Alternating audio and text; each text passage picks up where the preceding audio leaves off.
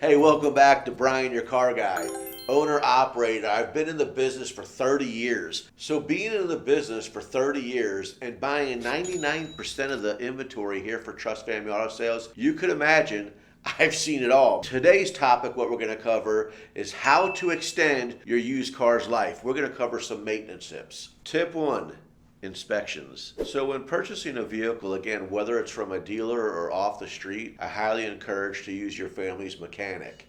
If you don't have a family's mechanic, again, today, with all the social media out there, go to your Facebook. Why your Facebook? Because it's local and you could ask people their opinions. And you know, sometimes we have haters on social media, so they're also going to tell you that don't go places. So that's what I would recommend. Even though your dealership, like Trust Family Auto Sales, have them pre-inspected prior to selling them to you, again, in all my videos, I encourage you to have them checked out by a third party. Now, what may they cost? They may cost $50 to $150. It usually takes an hour or less to check these vehicles out. So I'm going to say $150 at max. Or if you're cheap, just go get an oil change. Because when you get the oil change, think about this. These guys are in business to upsell you. When you're going for a routine oil change, they're going to try to sell you cabin air filters and some different things.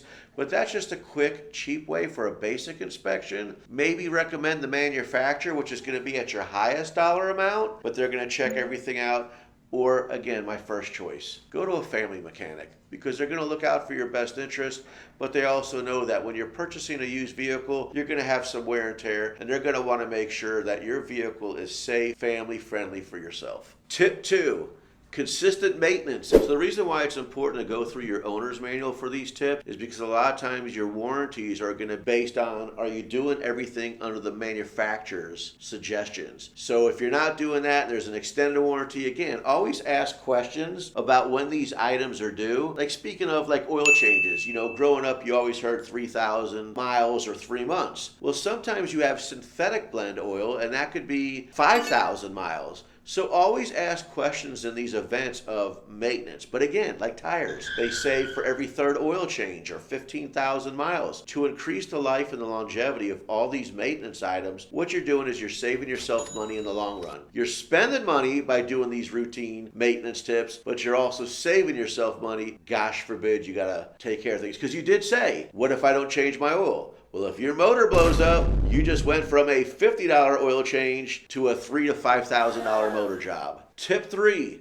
problem areas and how to take care of them. Again, if you're doing this routine maintenance like the family mechanic that we spoke of, every 3 months, 3,000 miles at a minimum, you're going to want to do the oil change. Well, they can inspect your battery while the vehicle is there. So a lot of times when you bring your vehicle in, it's not always necessary specifically talking about the oil change. It's a service. It's an oil change and a service. So it's not just battery and filters. They should be checking your tire pressure. So again, if you have a great relationship with this family mechanic that's now your mechanic, they should already be doing these things each time you bring your vehicle in for service. Tip 4, warning lights. So warning lights, the number one warning light that I usually see come on a vehicle is a TPMS light. TPMS light standing for Tire Pressure Monitoring System. The reason why I feel that's one of the most common lights that comes on is because your tire pressure will fluctuate with weather.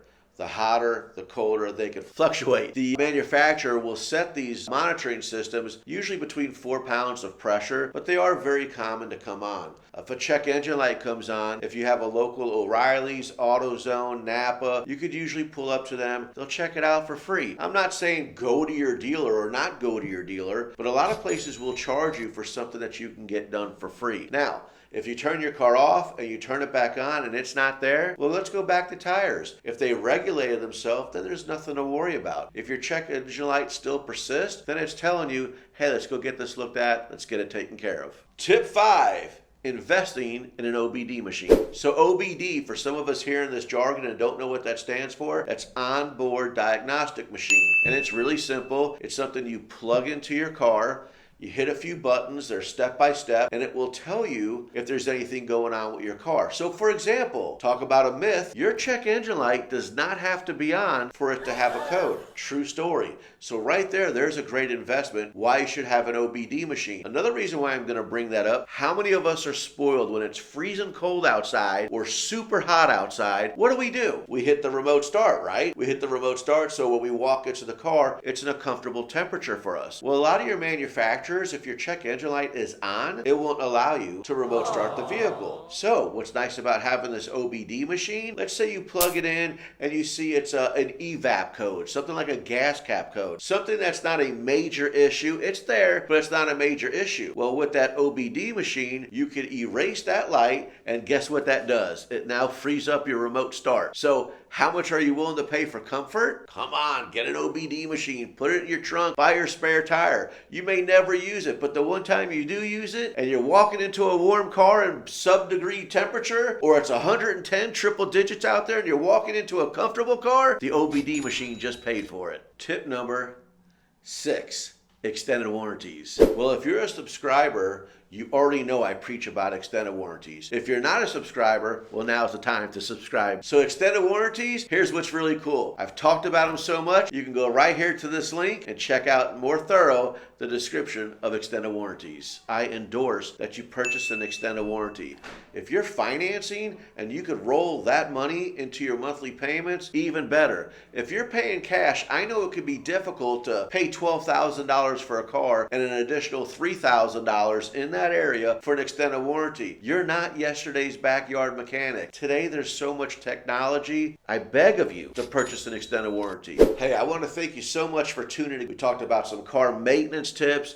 Remember, you're talking to Brian, your car guy, 30 years in the business. I hope that all this information you are finding informative. Hey, if I've not covered anything with all my videos, including this one, I'm asking you, please reach out, ask a question so I can answer it for you. And if you're not a subscriber, come on now, subscribe with me, like the videos, let's go. And until next time, Brian the Car Guy, peace out.